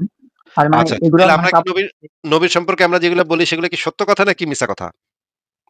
না মানে কথাগুলো তো সত্য। কিন্তু মনে করেন যে এটা তো আমার আলেম সমাজে এগুলো তো অস্বীকার করে না। এগুলো তো স্বীকারই করে। তো স্বীকার করলে তো মানে পরিষ্কার বোঝা যাচ্ছে ঘরে এতগুলা বিবি থাকার পরেও সে দাসীর সাথে বউ বাপের বাড়ি গেলে সে দাসীর সাথে শুরু করে দেয়। আচ্ছা ভাই আপনি একটু আমাদেরকে বলেন তো যে আপনার জীবনে যদি এই ঘটনা ঘটে আপনি কোনদিন আপনার বউরে বাপের বাড়ি পাঠাইছেন। আপনি বাপের বাড়ি যাওয়ার সাথে আপনি আপনার কামের শরীরে বিছনায় তুলে ফেলাইছেন।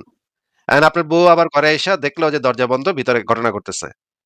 এইটা দেখার পরে আপনার বউ কি করবো আপনারে কোন তো ভাই? তাহলে অবশ্যই প্রতিবাদ করবে বা হচ্ছে এটা তো মেনে নিবেন না। বুঝি নাই কথা। আবার একটু জোরে বলেন, পরিষ্কার করে বলেন। এবং এগুলো আসলে সে মেনে নিবে না। অবশ্যই এটা তো কোনো মানে পুরুষ বা নারী কেউই মানবে না। আপনিও যদি এই ঘটনা শুনেন কখনো আপনার বউ এই কাম করছে, আপনিও তো মানবেন না, হ্যাঁ, তাই না? এই বর্তমান সমাজে কেউ তো এটা মানে না। এটা তো আমরা নিউজে বা দেখতেই তো পাই। আচ্ছা, তার মানে বর্তমান সমাজে মানে আমরা ইসলামের নিয়ম-কানুন এই যে ইসলামের নিয়ম-কানুনগুলা অনেক পুরনো আমলের। এগুলা বর্তমান সময়ে তো আর এগুলা মানা সম্ভব না। মানা যায়ও না। হ্যাঁ, কারণ এগুলা তো সেই ১৪০০ বছর আগে আদিম আরব সমাজ, বর্বর আরব সমাজে এই সমস্ত মানে বিশ্রী কাজকর্ম হইতো। এগুলো তো এখনকার আমরা সময় আর মানে কল্পনা করা যায় না। আ তাইলে আপনার নবীর যদি এরকমের একটা ক্যারেক্টার থাকে, তাহলে আপনার নবী কি ভাই মানে আপনার চরিত্র বেশি ভালো নাকি আপনার নবীর চরিত্র বেশি ভালো? তাইলে তো আমি দেখতেছি আপনার চরিত্র তো আপনার নবীর থেকে ভালো। কারণ আপনি তো এই কাম করবেন না। আমি নিশ্চিত আপনার বউরে বাপের বাড়ি পাঠাইয়া কামের শরীরে বিছনায় তোলা এটা তো ভাই আপনার আমার মনে হয় আপনি করতে পারবেন না। আপনার সংকোচ হবে, আপনার লজ্জা হবে। না আপনি এই কাম করবেন না। কিন্তু নবী তো না এটা করছে ভাই। কামের কামের ছেলে এগুলো তো ওই সময় ছিল না, ওই সময় তো নাজায়েজ ছিল। ওখানে তো দাসী বলতে তো ছিল হচ্ছে যারা যুদ্ধ করতে গিয়ে যারা মারা মারা যাইতো তাদের না। না, এই যে এই দাসী মারিয়া কিপ্তিয়াকে গিফট হিসেবে পাইছিল মোহাম্মদ। মিশরের যে সম্রাট ছিল, সেই সম্রাট মোহাম্মদকে গিফট হিসেবে মেয়ে দিছিল। সেই সময় মানে আপনাদের ইসলামে এই জিনিসটা চালু আছে যে মেয়ে মানুষ আপনারা গিফট দিতে পারেন একজন আরেকজনরে। মনে করেন আপনি একটা দাসী কিনছেন বাজার থেকে, সেটা আপনি আপনার দোস্তরে দিলেন একটু মানে মজা মাস্তি করণের লিগা। এটা আপনার ইসলামে বিধান আছে এটা। আপনাদের যে মানে ইসলামের যে ফিকা শাস্ত্রে এটা লেখা আছে পরিষ্কার যে আপনি যদি বাজার থেকে একটা দাসী কিনে আনেন এই এই এই সমস্ত করণের লিগা, তাহলে আপনি আপনার দোস্তরে আবার এটারে দাসীটা কয়েকদিনের জন্য দিতে পারেন। যে দোস্ত কয়েকদিন মজা লও, ও নাও আমার দাসীটারে দিলাম কয়েকদিন মজা লও, মজা নিয়ে আবার ফেরত দিও। এটা আপনি করতে পারেন ভাই। দেখবেন এই হাদিস। না এটা এগুলো তো আমি মোটামুটি মনে করেন যে হুজুরদের মাধ্যমে এগুলো অনেকটাই শুনেছি, এগুলো হাদিসে আছে, এগুলো আমি জানি, মুখস্থ না কিন্তু আছে, এটা আমি জানি। কিন্তু ওই যে আবার হুজুররা যেটা বলে থাকে আবার বাজারে গিয়ে আপনি দাসী কিনতেও পারবেন, টিপা টুপা দেখা কিনতে পারবেন। মনে করেন আপনারা মুসলমানরা বাজারে গেছেন দাসী কিনতে, একটা দাসী মনে করেন জামা কাপড় খুইলা মানে দাঁড় করায় রাখছে, গরু যেভাবে কিনেন না কোরবানির হাটে, হাটের থেকে টিপা টুপা দেখেন কতটুকু মাংস আছে চর্বি আছে, এইভাবে আপনারা আবার দাসী কিনতে পারবেন। এটাও ভাই ফিকাহ শাস্ত্রে খুব সুন্দর করে লেখা আছে কেমনে দাসী কিনতে হইব, কোন জায়গায় টিপ দিয়ে আপনি দাসী কিনবেন, কোন জায়গায় আঙ্গুল ঢুকায় দাসী কিনবেন, এগুলা ভাই লেখা আছে ফিকাহ শাস্ত্রে। ভাই এগুলা তো খুবই বিশ্রী সিস্টেম ভাই। এগুলা তো মানে কল্পনা করা যায় না। একজন মানুষকে আপনারা বাজারে নিয়ে বিক্রি করতেছেন। মানে এটা কি টাইপের এটা তো জঙ্গি ইসলামিক যুগে টাইপের ছিল, ইসলামিক যুগে ছিল না, কি কি বললেন? মানে দাসী বিক্রি, এটা তো ইসলামিক যুগে ছিল না, ইসলামিক যুগের আগে ছিল না। ইসলামের যুগে আগে ছিল এবং ইসলামের যুগেও তো ছিল এবং ইসলাম তো এটাকে অ্যাপ্রুভ করছে এই জিনিসটাকে। আপনার নবী এবং নবী আপনার নবী নিজেও দাস কেনা বেচা করতো। আপনার নবী এবং সাহাবীরা এই জিনিসটাকে অ্যাপ্রুভ করছে যে হ্যাঁ এটা আল্লাহ পাক এই জিনিসটাকে জায়েজ করছে। যদি আল্লাহ পাক জায়েজ না করতো তাহলে তো আপনার নবী সেটা করতো না বা আপনার সাহাবা একরামরা তো সেটা করতো না। সেটা মদের মতো না নিষিদ্ধ হয়ে যেত। মদ খাওয়া নিষিদ্ধ হয়েছে না, মূর্তি পূজা নিষিদ্ধ হয়েছে না ভাই? এগুলো তো নিষিদ্ধ আছে, হ্যাঁ, কিন্তু নিষিদ্ধ এই যে ইসলাম। এই যে দাসী বাজারে নিয়ে দাসী বিক্রি করাটা এগুলো তো নিষিদ্ধ হয় নাই। তার মানে এগুলো এখনো জায়েজ আছে ইসলামে।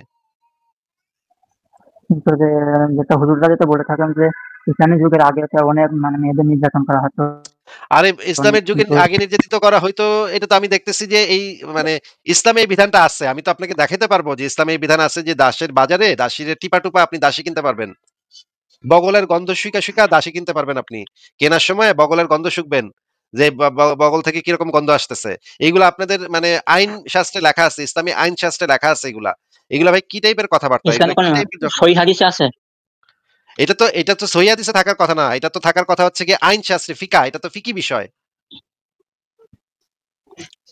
এটা না, যেমন আমাদের তো মনে করেন যে আমাদের যেটা হাদিসে বলা আছে, আমাদের তো কোরআন এবং হাদিস দুইটা মানতে হবে না?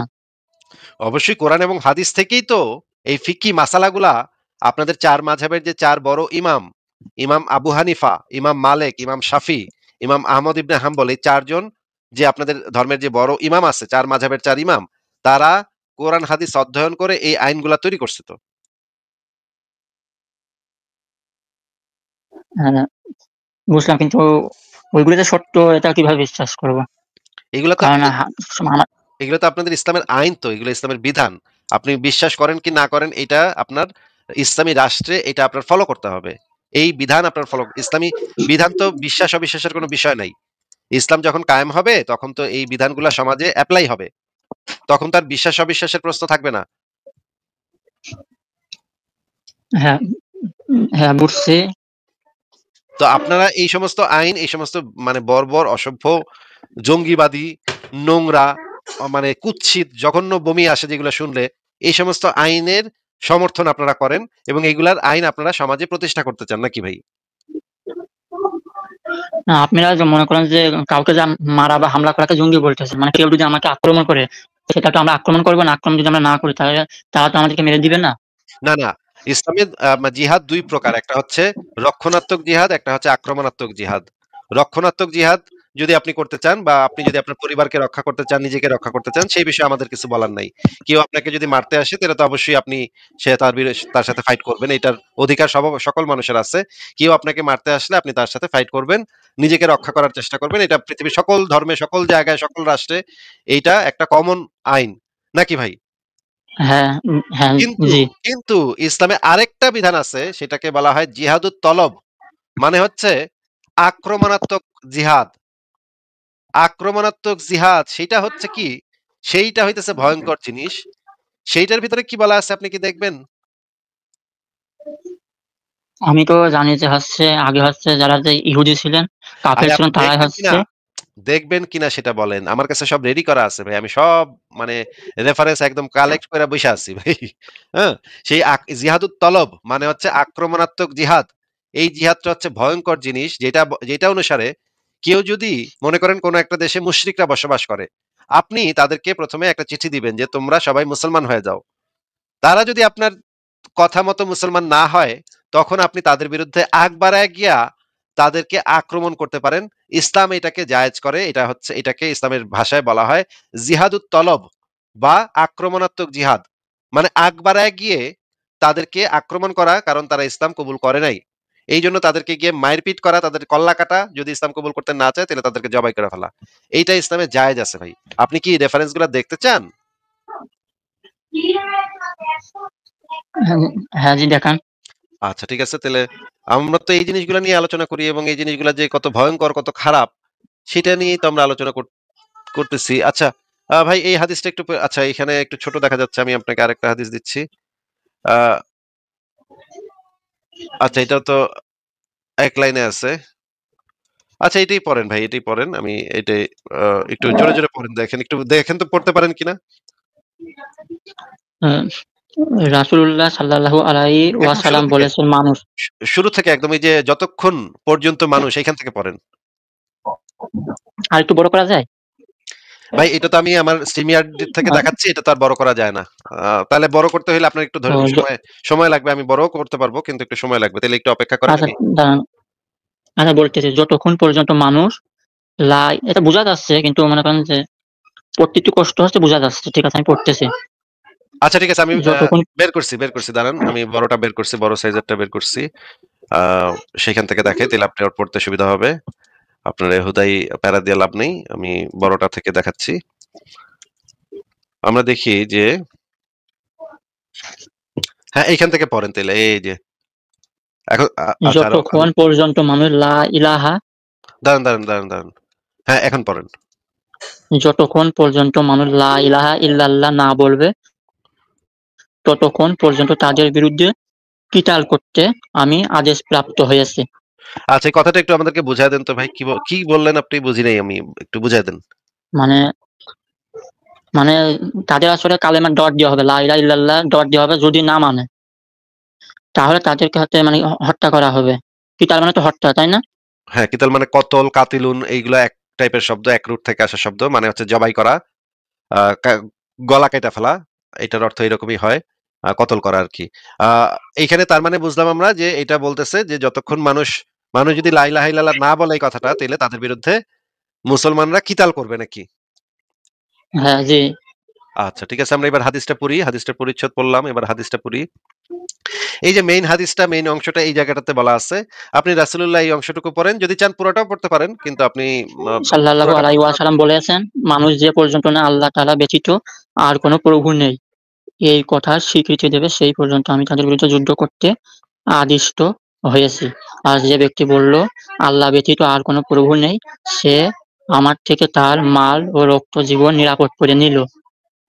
আচ্ছা, এবার একটু বুঝায় দেন এখানে কি বলা হয়েছে বা কি বোঝানো হয়েছে একটু যদি বুঝায় দিতেন। মানে মেনে নিতে হবে যে আল্লাহ তাআলা ব্যতীত আর কোন প্রভু নেই। এটা যদি মেনে নেয় তাহলে তার আসলে মানে রক্ত মানে সম্পদ সবকিছু হচ্ছে নিরাপদ করে নিবে। আর যদি আমি না বলি এটা? মনে করেন আমি কইলাম না, তখন কি হবে? এটা হচ্ছে অনিরাপদ হয়ে যাবে। তার জন্য বেঁচে থাকা কঠিন হয়ে যাবে। মানে তাকে আপনারা অ্যাটাক করবেন নাকি? যুদ্ধ করবেন তাদের বিরুদ্ধে? আক্রমণ করার কথা কি এখানে আছে? হ্যাঁ, এই যে এখানে তো এই যে তাদের বিরুদ্ধে হ্যাঁ, যুদ্ধ করতে আদিষ্ট হয়েছি। তারা তো আর যুদ্ধ করতে আসতেছে এটা তো এখানে লেখা নাই। আপনি গিয়া তাদের বিরুদ্ধে যুদ্ধ করবেন কারণ তারা লা ইলাহা ইল্লাল্লাহ বলে নাই। এই কারণে তাদেরকে আগ বাড়ায় গিয়া তাদেরকে আক্রমণ করে তাদেরকে মারবেন। কারণ তারা এটা বলে নাই। আর যদি তারা বলে এটা আল্লাহ ব্যতীত কোনো প্রভু নেই, এটা যদি লা ইলাহা যদি বলে তারা, তখন তারা বাইচা থাকতে পারবে। কিন্তু এছাড়া তারা আর বাইচা থাকতে পারবে না। নাকি ভাই? জি, তাইলে এইটা তো মনে করেন ভারতে কিছু হিন্দু আছে বা মানে মনে করেন নেপালে কিছু হিন্দু আছে। তারা ইসলাম ধর্ম পালন করে না। তো আপনি কি করবেন? ১ম এ তাদেরকে বলবেন, তোমরা লা ইলাহা ইল্লাল্লাহ বলো।" তারা আপনারে কইল যে, "না, আমরা লা ইলাহা বলব না। আমরা আমাগো ধর্মে ভালো আছি। তোমাদের ধর্ম আমাগো লাগবো না।" তখন আপনারা কি করবেন ভাই? তাদের বিরুদ্ধে যুদ্ধ করবেন নাকি? হ্যাঁ, যুদ্ধ করার এটাই তো আছে এখানে। তো যুদ্ধ কইরা তখন যুদ্ধ করে তারা আর নিরাপদ না। তাদের মাল এবং রক্ত এখন আর নিরাপদ না। তাদেরকে আপনারা যুদ্ধ করে মানে মারবেন, মাইরা-মুইরা তাদের মা-বেটিকে গনিমতের মাল বানাইবেন নাকি? এটা তো হ্যাঁ, সেটাই তো আছে। ও ওয়াও! তাদের মা-বেটিকে যদি আপনারা গনিমতের মাল বানান, তখন তো তাদেরকে তো আপনারা বিছনায়ও নিতে পারেন নাকি? এটা এটার ভিতরে তো অনেক মানে কি মানে হাদীস আছে, মানে অনেক কারণ আছে। কারণ তো জিজ্ঞেস করি নাই ভাই। কারণ কি সেটা তো পরের ব্যাপার। মানে তারা ইসলাম কবুল করতেছে না। এজন্য আপনি গিয়া তাদের বিরুদ্ধে আগ বাড়ায় গিয়া তাদেরকে আক্রমণ করবেন। ২ নম্বর বিষয় হইলো আক্রমণ করার পর তাদেরকে মাইরা তাদের মা-বেটিকে আপনি বন্দী করে নিয়ে আসবেন গনিমতের মাল হিসেবে। তারপরে বিছনায় তুলবেন নাকি? এখানে তো মনে করেন যে যখন যুদ্ধ হইতো, সেই আর সময় তো মনে করেন এখানে যে তো এইখানে তো বোঝাই যাচ্ছে যে ইসলাম ধর্ম কবুল না করার জন্য তাদের বিরুদ্ধে যুদ্ধ করতে বলা হচ্ছে। তাই না? জি, তাইলে ইসলাম ধর্ম গ্রহণ যদি কেউ না করতে চায়, তাইলে আপনি কি তাদের বিরুদ্ধে যুদ্ধ করতে পারেন? এটা হ্যাঁ, এটা তো মনে করেন কুরআন অনুযায়ী জায়েজ। সেটাই তো দেখতেছি। এটা তো যে কোরআন মানবিক দিক থেকে তো মানে খারাপই লাগে। খারাপ মনে হচ্ছে। তাইলে তাইলে যে আমরা যে বলতেছি যে আপনার নবী একটা জঙ্গির বাচ্চা জঙ্গি ছিল, এটা কি ভাই আমি ভুল বলছি নাকি সঠিক বলছি? কিন্তু হ্যাঁ, জঙ্গির জঙ্গির জং সারা পৃথিবীর মানে বিভিন্ন ধর্মের মানুষ যদি এই রকমের কুত্তা কামড়াকামড়ি শুরু করে, তাইলে ভাই পৃথিবীতে থাকা যাবে? মনে করেন হিন্দুরাও যদি এটা কয় যে, "কৃষ্ণরে মাইনে না নিলে তোকে জবাই করুম।" এটা যদি হিন্দুরাও কয়, ইহুদিরাও যদি কয়, খ্রিস্টানরাও যদি কয় যে, "যিশুরে না মানলে তোকে মেরে লামু।" এটা যদি সব ধর্মের মানুষ কয়, তাইলে ভাই পৃথিবীতে টেকা যাবে? না, অবশ্যই তো হবে। সমস্যা হবে। তাহলে তো একজন আরেকজনের সারাক্ষণ গলা কাটতে থাকবে মানুষ নাকি? জি। তো আমরা কি এই রকমের একটা পৃথিবী চাই যে এখানে এই ধর্ম নিয়ে কামড়াকামড়ি, কুত্তা কামড়াকামড়ি, একজনে কইতেছে আল্লাহ, একজনে কইতেছে যিশু, একজনে কইতেছে বুদ্ধ, একজন কইতেছে রাম। এগুলা নিয়ে কুত্তা কামড়াকামড়ি সারাদিন বইসা আমরা কি এগুলা সারাদিন বইসা কুত্তা কামড়াকামড়ি করব নাকি? এই সময় তো মনে করেন ইসলামিক যে আইনগুলো ছিল, ওই আইন অনুযায়ী বিচারগুলো করা হইতো। কিন্তু এটা তো রাষ্ট্রীয়। এই আইনগুলা তো কোনো ভালো আইন না তো। এগুলো তো খুবই জঘন্য, বর্বর, অসভ্য ওই আরব দেশের বর্বর ইতরগুলা এগুলা এই সমস্ত বাজে আইন বানাইছে।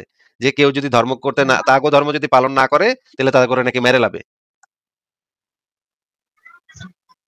না, কিন্তু এই যে মনে করেন যে জার্মানি বা বিভিন্ন যুক্তরাষ্ট্রে বিভিন্ন জায়গায় যে রাস্তাঘাটে যে প্রতিটা এইগুলোতে এখন পর্যন্ত আছে। এগুলো তো স্বাধীন না। কি কি আছে? যুক্তরাষ্ট্র, তারপরে জার্মানির মধ্যে মানে বড় বড় যে রাষ্ট্রগুলো আছেন, বেধর্মী যে রাষ্ট্রগুলো আছেন, সেখানে তো মনে করেন যে প্রতিটা এগুলো তো মনে করেন যে সেখানে কি পতিতা কি? গ- পতিতাবৃত্তি এগুলো তো ওখানে গ্রহণযোগ্য না। পতিতাবৃত্তি তো আপনার ইসলামে গ্রহণযোগ্য। আমি দেখাবো আপনারে। আপনার ইসলামেই তো পতিতাবৃত্তি আছে। দেখাবো আপনারে আমি। আ- আচ্ছা, দেখান। আচ্ছা আপনি আমাদেরকে একটু বলেন তো যে ভাই দেনমোহর কাকে বলে একটু বলেন তো?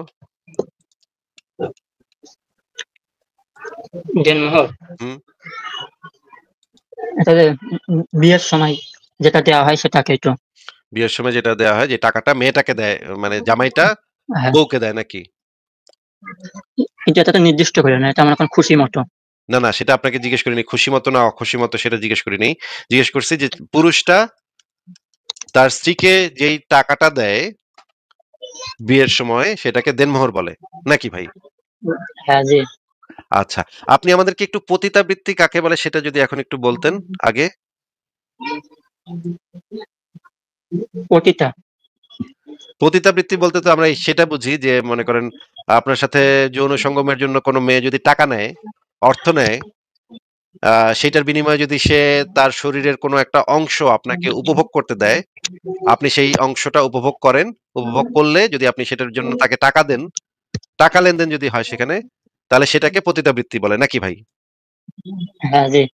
মানে পতিতাবৃত্তি বলতে আমরা বুঝলাম যে মেয়েটার শরীরের কোনো, মেয়েটা বা ছেলেটা যেই হোক, বা ওই যে একটা একটা পার্টির শরীরের কোনো একটা অংশ আপনি ব্যবহার করবেন, উপভোগ করবেন। উপভোগ করার বিনিময়ে আপনি সেই মেয়েটাকে বা সেই মানে ব্যক্তিটাকে কিছু টাকা দিবেন। টাকা দিলে সেটাকে বলা হয় পতিতাবৃত্তি। যদি এইটার ক্ষেত্রে টাকা লেনদেন হয়, তাহলে সেটা হবে পতিতাবৃত্তি নাকি? হ্যাঁ, এইবার আমরা দেখি যে ইসলামে যে দেনমোহরের কথাটা আপনি আমাদেরকে বললেন যে দেনমোহর দেয়া হয় ইসলামে। এই দেনমোহর জিনিসটা কি সেটা আমরা একটু এটা তো আহ নিরাপত্তার জন্য। কি জন্য সেটা আমরা একটু এসের থেকে দেখবো। প্রথমে আমরা দেনমোহর শব্দটার যে অর্থ এবং এই দেনমোহর শব্দটার যে রুট, এটার মূল অর্থ কি, আরবি ভাষাতে এটাকে দ্বারা কি বোঝানো হয় সেই জিনিসটা আমরা একটু প্রথমে আমরা একটা গ্রন্থ থেকে দেখি। এই গ্রন্থটার নাম হচ্ছে আহকামুল হাদিস, লেখক মাওলানা মোহাম্মদ কামরুল হাসান, এবং পৃষ্ঠা নম্বর 481 482, রিয়াদ থেকে প্রকাশিত। এই বইটা রিয়াদ থেকে প্রকাশিত। আপনি একটু আমাদেরকে একটু পড়ে শোনান তো এই যে মাহরের পারিভাষিক সংজ্ঞাটা কি, পড়েন পড়ে শোনান তো ভাই। হ্যাঁ, অর্থাৎ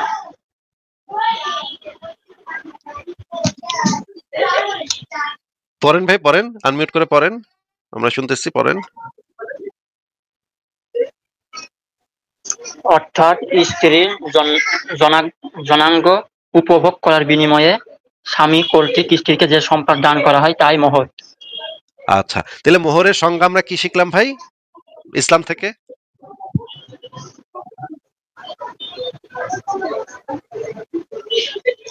হ্যাঁ, এখানে স্ত্রীকে উপভোগ করার জন্য না না, যে মোহরটা স্ত্রীর দেওয়া সেটাই যৌনাঙ্গ, তো এখানে লেখা আছে। স্ত্রীর যৌনাঙ্গটা হ্যাঁ, উপভোগ করার বিনিময়ে স্বামী কর্তৃক স্ত্রীকে যে সম্পদটা দান করা হয় সেটাকে মোহর বলে। আচ্ছা, অর্থাৎ যে সম্পদের বিনিময়ে মহিলার যৌনাঙ্গটা হালাল হয়, সেই সেই সম্পদটাকে মোহর বলা হয়। আচ্ছা, এটা তো আমরা এক জায়গায় দেখলাম। নিচে আরো লেখা আছে, অর্থাৎ স্ত্রীর যৌনাঙ্গ উপভোগের বিনিময়ে নগদে বা বাকিতে যে সম্পদ স্ত্রীকে প্রদান করা হয় তাই মোহর। দেখছেন তো ভাই এটা? হ্যাঁ দেখছি। আচ্ছা, এবার আমরা দেখি, আরো দেখি, এখানে দেখেন লেখা, অর্থাৎ বিবাহ বন্ধনের সময় স্বামী কর্তৃক স্ত্রীকে যা প্রদান করা হয় তাই মোহর। মোট কথা হলো বৈবাহিক সম্পর্কের সময় স্বামী স্ত্রীর বিশেষ অঙ্গ থেকে স্বাদ উপভোগ করার বিনিময়ে স্ত্রীকে যে অর্থ প্রদান করা হয় তাকে মোহর বলা হয় নাকি ভাই? দেখছেন, পড়ছেন তো? জি। আচ্ছা, এবার হ্যাঁ আমরা আরো পড়ছি। দেখি। এই জিনিসটা আমরা হাদিস থেকেও দেখবো, হাদিসেও আছে এই জিনিসটা। আরেকটা দেখি শরহে আবু দাউদ শরীফ গ্রন্থ থেকে, মানে আবু দাউদ শরীফের ব্যাখ্যা গ্রন্থতে লেখা আছে, শরীয়তের পরিভাষায় মোহর বলা হয় স্বামী স্ত্রীর যৌনাঙ্গ উপভোগ করার বিনিময়ে তাকে প্রদত্ত নগদ বা বাকি অর্থ সম্পদকে মোহর বলে। দেখা যাচ্ছে ভাই? হ্যাঁ দেখা যাচ্ছে।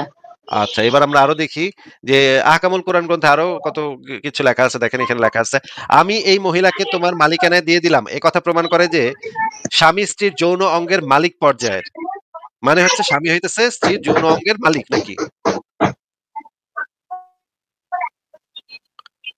আচ্ছা, মালিকানা দেখাইলাম, ঠিক আছে। আপনি এবার আমরা দেখি মোহাম্মদ এই বিষয়ে কি বলছে সেটা আমরা একটু দেখি। এই হাদিসটা একটু পড়ে শোনান তো ভাই, রব্বানী ভাই। রব্বানী ভাই। তবে স্ত্রীর মোহর দিতে হবে তার লজ্জাস্থান উপভোগ বা হালাল করার জন্য। আচ্ছা, এটা নবীর কথা নাকি? হ্যালো, বলেন। হ্যাঁ, এটা নবী বলছে, এটা নবী বলছে নাকি? হ্যাঁ হ্যাঁ হ্যাঁ, নবী বলছেন।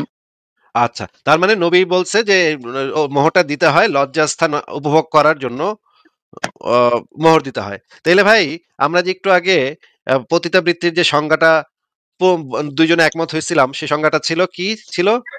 সংজ্ঞাটা আমি এখানে লিখি, আপনি একটু মানে আপনি একটু পড়েন। পতিতাবৃত্তি হলো,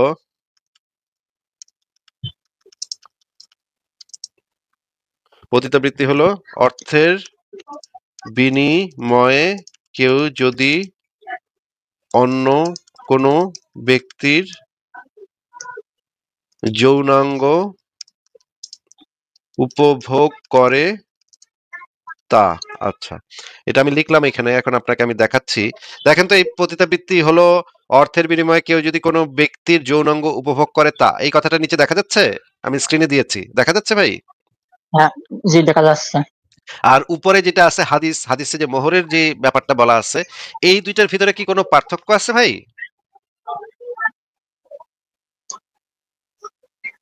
আর দুটার মধ্যে একটু তো পার্থক্য আছে। কি পার্থক্য আছে যদি একটু বলতেন? পতিতাবৃত্তি তো মনে করেন কিছু সময়ের জন্য, মনে করেন যে 1 ঘন্টা 2 ঘন্টা এরকম সময়, কিন্তু মনে করেন বিবাহিত তো সেটা সারা জীবনের জন্য, সেটা তো মনে করেন ভাত ও কাপড় সবকিছু দিবে। ও আচ্ছা, ফ্যান্টাস্টিক ফ্যান্টাস্টিক, আপনি খুবই ভালো বলছেন। যে তার মানে আমরা বুঝলাম দুইটা একই সম্মতিতে জিনিস, সম্মতিতে দুইটা দুইটা একই জিনিস, দুইটা একই জিনিস, একটা হইলো পার্মানেন্ট আর একটা হইলো সাময়িক, নাকি? যে মানে আপনার কথা শুনে আমি বুঝলাম যে দুইটা একই জিনিস, কিন্তু পতিতাবৃত্তিটা হলো সাময়িক, মানে খণ্ডকালীন, 1 ঘন্টা 2 ঘন্টা 5 ঘন্টা, একদিন 2 দিনের জন্য। আর ইসলামের যেটা আছে পতিতাবৃত্তি, সেটা হইতেছে একদম তালাক না দেওয়া পর্যন্ত চলতে থাকবে, নাকি? না, কিন্তু মনে করেন যে পতিতাবৃত্তিতে মনে করেন অসুখ বিসুখ সবকিছুই মনে করেন যে, কিন্তু ওইভাবে তো নিরাপত্তা দিবে না। ওইভাবে নিরাপত্তা দিবে না। ওটা ওটা সে মরে গেলেও তো কিছু না, কিন্তু যখন সেই জন্যই তো স্বামী স্ত্রী যখন সেটা তো বলেই দিলাম ভাই, সেটা তো বলেই দিলাম যে স্বামী স্ত্রীটা হইতেছে পার্মানেন্ট, আর পতিতাবৃত্তিটা হইলো একজন গিয়া সাময়িক। একজন এটাতে একজন একজনকে বুঝবে, একজনের সমস্যা হলে আরেকজন দেখবে, আর এটা তো না না, এটা তো আপনি একজন আরেকজনকে বুঝবে দেখবে, সেটা তো অভিন্ন বিষয়। সেটা তো অনেক স্বামী তো আছে নাও দেখতে পারে, অনেক স্ত্রী আছে নাও দেখতে পারে, সেটা তো ভাই পার্সন টু পার্সন ভ্যারি করে। কিন্তু মোহরের যে সংজ্ঞাটা দেয়া আছে, সেই সংজ্ঞার সাথে তো পতিতাবৃত্তির পার্থক্য নাই কোনো, তাই না?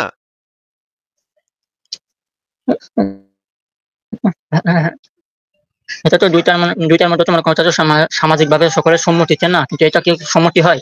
এটা তো হ্যাঁ, সম্মতি করে না। এটা তো মনে করেন যদি সবার চোখে খারাপ। কিন্তু হ্যাঁ, সেটা ঠিক আছে, সেটা আপনার কথা পতিতাবৃত্তি তো ঠিক সবার আছে, চোখে তো খারাপ। সেটা ঠিক আছে, সমাজের চোখে পতিতাবৃত্তিটা ভালো না, কিন্তু মোহর নিয়া ওই লজ্জাস্থানটা উপভোগ করা এটা ভালো, এটা সমাজের চোখে। কিন্তু সংজ্ঞা অনুসারে তো দুইটা একই জিনিস, এক খালি পার্থক্য হইতেছে, একটা হইতেছে অল্প সময়ের জন্য, আর একটা হইতেছে বেশি সময়ের জন্য, নাকি? হ্যাঁ, জি। মানে ইসলামে বিয়াটা হইতেছে দীর্ঘস্থায়ী পতিতাবৃত্তি, দীর্ঘমেয়াদী পতিতাবৃত্তি। আর নরমাল ইউরোপ আমেরিকাতে যেটা চলে সেটা হইতেছে খণ্ডকালীন পতিতাবৃত্তি, মানে সাময়িক সময়ের জন্য, অল্প সময়ের জন্য। আর ইসলামে যেটা চলে সেটা হচ্ছে দীর্ঘ সময়ের জন্য পতিতাবৃত্তি। জিনিস তো একই, একদম সেম, সংজ্ঞা তো সেম, যে লজ্জাস্থান উপভোগ করার জন্য আর্থিক লেনদেন, টাকা পয়সা দেয়া বা কোনো অর্থ সম্পদ দেয়া, টাকা টোকা দিয়া ওই কাম করা, এইটা তো একই জিনিস, সংজ্ঞা তো একই, দুইটার সংজ্ঞা তো একই বলা আছে ভাই। কিন্তু এটা তো মনে করেন যে সামাজিকভাবে স্বীকৃতি এটা। সেটা তো সামাজিকভাবে যদি ওইটাকে স্বীকৃত করে নেন, তাহলে তো ওইটাও স্বীকৃত হয়ে যাবে। সেটা তো ভিন্ন বিষয়। সামাজিকভাবে কোনটা স্বীকৃত কোনটা অস্বীকৃত, সেটা তো জি, অন্য আরেকটা জিনিস নিয়ে আলোচনা করতে হবে তখন। ওইটা যদি আপনি পতিতাবৃত্তিকে যদি সামাজিকভাবে জি। স্বীকৃত করে নেন, তখন তো আর সবাই করবে, সবাই না করবে। কিন্তু সংজ্ঞা তো একই, সংজ্ঞার ভিতরে তো কোনো পার্থক্য আমি দেখলাম না, খালি একটা পার্থক্য পাইলাম, যে একটা হইতেছে দীর্ঘমেয়াদী আর একটা হইতেছে স্বল্প মেয়াদী।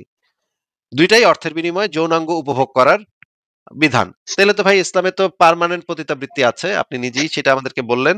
ঠিক আছে রাব্বানী সাহেব, আপনাকে আমরা আপনার সাথে অনেকক্ষণ কথা বললাম, আজকে আপনাকে তাহলে বিদায় জানাই। আপনার সাথে ভবিষ্যতে আবারও কথা হবে, ঠিক আছে?